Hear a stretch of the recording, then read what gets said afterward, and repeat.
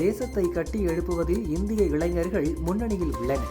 உங்களின் வெற்றி இந்தியாவை புதிய உயரத்திற்கு எடுத்து செல்லும் என பிரதமர் மோடி கூறினார். தமிழகத்தில் பொங்கல் பண்டிகையை கொண்டாட ஏதுவாக ஜனவரி 14ஆம் தேதி விடுமுறை அளித்து தமிழக அரசு உத்தரவிட்டுள்ளது. இதன் மூலம் 14ஆம் தேதி முதல் 18ஆம் தேதி வரை 5 நாட்கள் விடுமுறை அளிக்கப்பட்டுள்ளது. பிரதமர் மோடி தலைமையில் தேசிய ஜனநாயக கூட்டணி கட்சி தலைவர்கள் பங்கேற்கக்கூடிய பொதுக்கூட்டம் ஜனவரி 23ஆம் தேதி மதுரை பாண்டிக்கோவில் அருகே நடத்த திட்டமிடப்பட்டிருந்த நிலையில் அதே நாளில் சென்னையில் பொதுக்கூட்டம் நடைபெறவுள்ளதாக அறிவிக்கப்பட்டுள்ளது.